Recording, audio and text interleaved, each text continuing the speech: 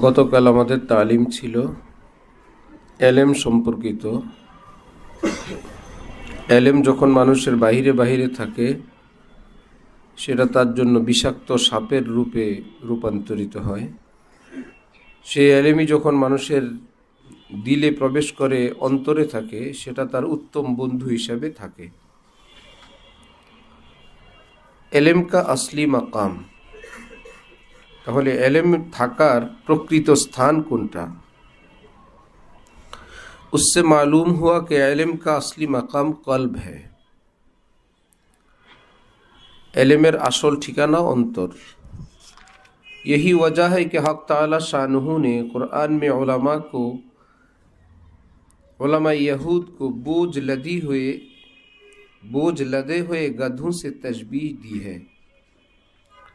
এই জন্যই আল্লাহ পাক ইহুদি আলেমদেরকে बोझा বহনকারী গাধার সঙ্গে তুলনা করেছেন, क्योंकि उनके दिलों पर उनके उलूम का असर न था। তাদের এলমের প্রভাব তাদের অন্তরে ছিল না। এলেম ছিল উপরে উপরে ছিল, ভিতরে ছিল না। যেমন বোঝা বহনকারী গাধা, সে জানে না তার বোঝায় কি আছে। চকবাজার বাংলা বাজারে যেই কুলিরা কিতাবকারীরা কিতাব বহন করে, তারা জানে না তাদের মাথার উপর তাফসিরের কিতাব না আইনের কিতাব না সংবিধানের কিতাব। তারা শুধু সেটা বহন করে। কিতাব এবং এলেম তাদের উপরে উপরে আছে, অন্তরে সেটা নাই। जिसकी दलील ये है इल्म बिल्लाह के लिए खशियत इलाहिया लाजिम है। এলেমের জন্য আল্লাহ পাকের খশিয়ত ভয় সেটা অত্যাবশ্যকীয়। जैसा कि हक ताला ने इरशाद फरमाते हैं इन्नमा यख्शल्लाह मिन इबादिहिल उलमा। हक ताला इरशाद फरमाते हैं कि वही बंदे अल्लाह से डरते हैं जो उसकी आज़मत का इल्म रखते हैं। केवलमात्र ওই ব্যক্তিরাই আল্লাহকে ভয় করে যাদের অন্তরে আল্লাহ পাকের আজমত, আল্লাহ পাকের প্রতি শ্রদ্ধা, ভক্তি, ভয়, ভীতি অন্তরে আছে। इस आयत से वाज़ेह है कि खशियत इलाहिया इल्म हकीकी की एक लाजिमी सिफत है। এর থেকে এই কথাটা স্পষ্টভাবে বোঝা যায় যে প্রকৃত এলেমের একটি অংশ হইল আল্লাহ পাকের ভয়। এলেম থাকলে ভয় থাকবেই। अगर खशियत नहीं है तो वो आलिम अल्लाह के नज़दीक आलिम के मर्तबे में नहीं है।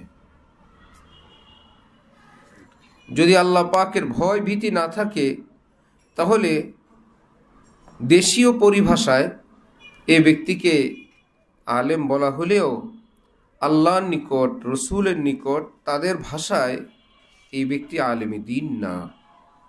সার্টিফিকেটের আলেম এটা দেশীয় আলেম।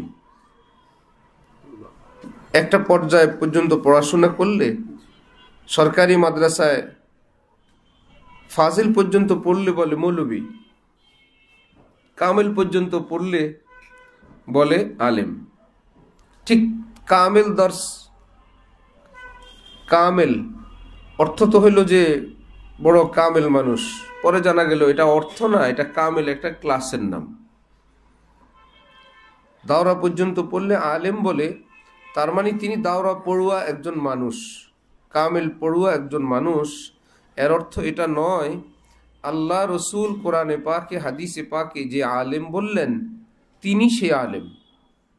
হ্যাঁ, এই আলেম সে আলেম হবার জন্য আবার কিছু শর্ত আছে, যে তার এলমের বাস্তবেই সে এলমের গভীরতা আছে কিনা, তার তাকওয়া তহারত আছে কিনা, মহান আকাবের আসলাফের উলুমের সঙ্গে তার উলুম মুয়াফিক কিনা, এবং তাদের তরিকের উপর সে আছে কিনা।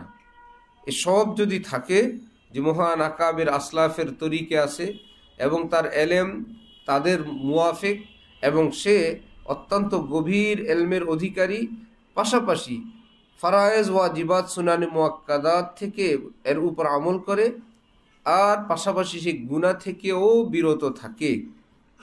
কারণ একজন মুসলিম হওয়ার জন্য এইটুকুন জরুরি। কোরআনে পাক হাদিসে পাকে যেখানে মুমিন মুসলিম বলা হয়, সেখানে মুমিন মুসলিম বলতে মুমিনে কামেল মুসলিমে কামেল উদ্দেশ্য। হ্যাঁ, কোথাও কোথাও একদমই সেখানে আদনা দরজা যে কোনো রকম ইমান কোনো রকম ইসলাম সেটা বোঝানো হয়, কিন্তু আমভাবে আল্লাহ রসুল যখন বলেন মুসলিম অর্থ ইসলামে কামেল, মুমিন ইমানে কামেল। তো ইমানে কামেল হওয়ার জন্য এক ব্যক্তির ফরজ পরিমাণ এলেম দরকার, সেই মোতাবেক আমল দরকার। এইটুকুন হওয়ার পর কি এই লোক আলেম হয় না মুসলিম হয়? মাত্র মুসলিম হইল। ফরজ পরিমাণ এলেম সাথে সাথে ওই মুয়াফেক আমল করার পর এ মাত্র হইল তিনি কি মুসলিম। এই মুসলিম যদি অনেক নওয়াফিল ইবাদত করেন, জিকির তসবিহ ওয়াজায়েফ অনেক করেন, এবার তাকে বলবি কি আবেদ, তাকে বলবি কি আবেদ। তা আবেদ হওয়ার আগে কি হইতে হয়? মুসলিম হইতে হয়। যদি আরো নিচের থেকে আমরা শুরু করি, ঈমান আনার পর বলে মুমিন, ঈমান আনার পর বলে কি মুমিন। আর ফরজ পরিমাণ এলেম অর্জন এবং সেই মোতাবেক কামিল দরজার আমল করার পর তাকে বলে কি মুসলিম। আর যদি নওয়াফেল ইত্যাদি অনেক বেশি করে তাকে বলে কি আবেদ। আর যদি মুসলিম কামেল হওয়ার পর যে ফরজ এলেমের বাইরে তার অগাধ এলেম আছে, এরপর অন্যান্য শর্ত, তাকে বলে কি আলেম। তাহলে আলেম যিনি হবেন, আলেম হবার আগে তাকে কি হওয়া লাগবে? মুসলিম হওয়া লাগবে। খোঁজ নিয়ে জানা গেল তিনি এখনো মুসলিমই হন নাই, আলেমের স্বপ্ন দেখছেন। সে অন্য মানুষ না, আমরা নিজেরাই অন্যদের উপরে ওয়াজ চালাবে না। ইবলিস যখন বয়ান চলে, ইবলিস এসে একটা খেদমত করে, এই বয়ানটা অমুকের শোনা দরকার, অমুক ব্যক্তিকে এই কথাটা জানানো দরকার, এই বয়ানটা অমুক জায়গায় গিয়ে করা দরকার।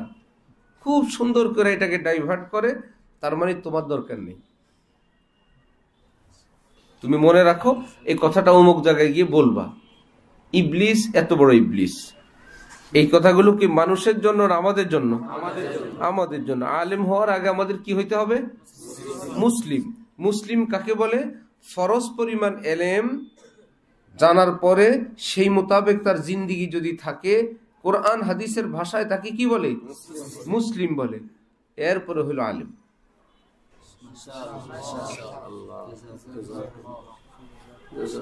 এটা কি বলছেন শেখ সুদি, জাহেদ সুদি ও দানিশমান। শুনলাম পিসাও হয়ে গেলা, অনেক বড় বক্তৃতাওয়ালা বয়ানওয়ালা হয়ে গেলা, ওয়াজও না কি করো। ই জুমলা সুদি বলে মুসলমান আসুদি,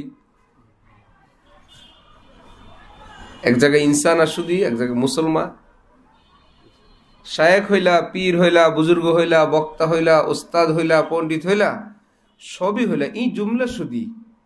ये सब तो है बोले मुसलमान नशुदी, लेकिन अब तक मुसलमान ना होए। সে আমাদের গ্রামের সেই বক্তার মতন নামের শুরুতে আল্লামা লাগায়, দাখিল পাশও করে নেই, দাখিল পাশও করে নাই, পড়ছে সরকারি মাদ্রাসায়, নামের শুরুতে কি লাগায়? আল্লামা মানে কি? ডক্টর। আল্লামার ইংলিশ কি? ডক্টর। এটাকে আরবিতে বলে কি? আল্লামা। এই জন্য আল্লামা ইকবালও বলে, ডক্টর ইকবালও বলে, সেই ওয়াহেদ, ডক্টর ইকবাল অথবা কি আল্লামা ইকবাল। আর উর্দু ভাষী পাকিস্তানের লোকেরা আল্লামারা আলামা বলে, আলামা ইকবাল, জালেমরা আলামা ইকবাল। আল্লাহু আকবার। এক ওয়াইজ খুব ওয়াজ করলেন, মুরব্বী একজন আলেম শুনলেন, বললেন মাওলানা আপনার ভিতরে তো অনেক ওয়াজ। বললেন আপনাদের দোয়া, মুরব্বীদের দোয়ায় আপনার ভিতরে অনেক ওয়াজ। এই কথা শেষ হবার পর এবার মুরব্বী বললেন আপনি কি ওয়াজের ভিতরে আছেন?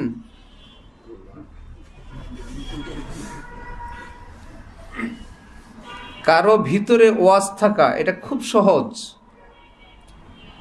একদম ইজি একটা ব্যাপার। কারো ভিতরে ওয়াজ থাকাটা কি কঠিন না সহজ? একটা ফন। আজকাল এমন নতুন পারদর্শী নামছে, সে কান্দাইতে পারে,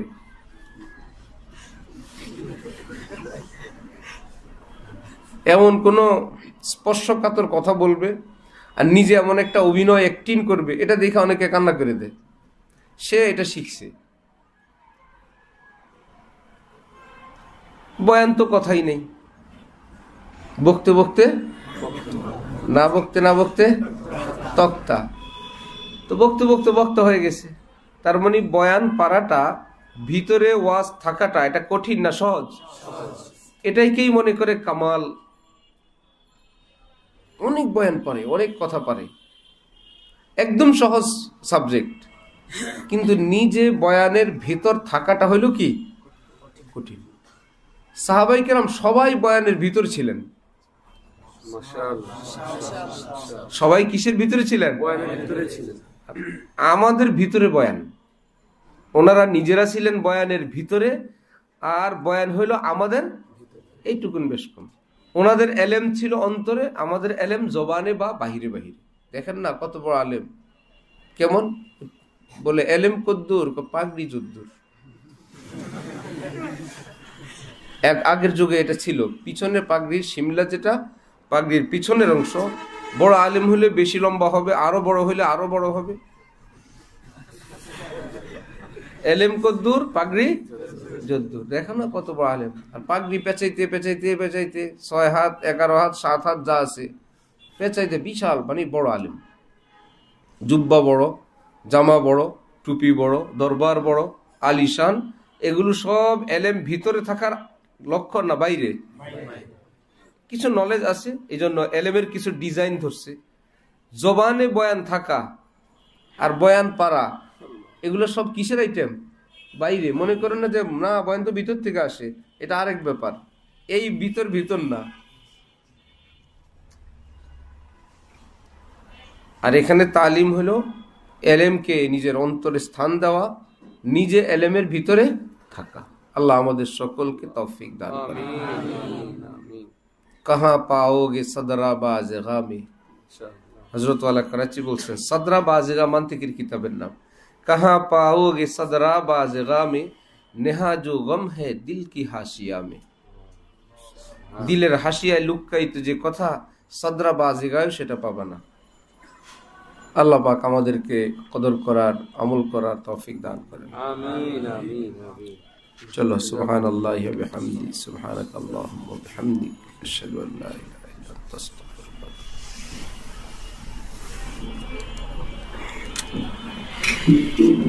শুনতে থাকো, মনে রাখাও লাগবে না ইনশাআল্লাহ। কেমন? ইনশাআল্লাহ। খাদ্য খাবার কি মনে রাখি আমরা? সেটা আমাদের শরীরে কাজ করতেছে না? ওষুধ কি সব বুঝে খাই? কোনটা কি দিয়ে বানাইছে সব দেখে খাই? কাজ হয় না? সেবন করলেই কাজ হয়, খেলেই কাজ হয়। দিনই মজলিসে বসলে, দিনই কথা শুনতে থাকলে এতেই কাজ হয়। মনেও রাখা লাগবে না, পুরোটা বুঝাও লাগবে না। একদিন রব্বুল আলামিন সবটার একটা সারাংশ, সবটার খোলাসা তার ইমানের সঙ্গে যুক্ত করে দিবেন। এখন যেটা নসিব হবে, নূরে ফাহাম, এক নুরানি বুঝ। এমনি বয়ান টয়ান অত মনে নেই, এক নুরা। এখন যাই বলে সব দিনের মাপঝোপের ভিতরে, যা বলে সবই সুন্দর। সেটাকে বলে, হযরত আলা করাচি বলতেন, কতদিন মলফুজাত লিখবা, নিজে সাহেবে মলফুজ হয়ে যাও। এখন দীর্ঘকালের এই তালিম, তরবিয়ত, তাকওয়া এর বরকতে এখন এক নুরানি ফাহাম হয়েছে। এখন যা বলে সেটাই মলফুজ, সেটাই বাণী। যেমন আকাবেরের কথাগুলো, আকাবেরের কিতাব সরাসরি কোরআনের অনুবাদ না, কিন্তু সবই দিনের কথা। এই বয়ান, বুজুর্গানি দিনের তালিম, তরবিয়ত, যত কথা, এগুলো কি সব কোরআন তর্জমা, হাদিসের অনুবাদ, দিনের বাইরের কথা? সেটা আবার কি এক নূরে ফাহাম আল্লাহ পাক তাদেরকে দিয়েছেন। দিনের একটা একটা খোলাসা, প্রত্যেকটা কথা ব্যালেন্সপূর্ণ, প্রত্যেকটা কথা সামঞ্জস্যতা আছে, প্রত্যেকটা কথার মধ্যে নূর আছে, সব হেদায়েতের কথা।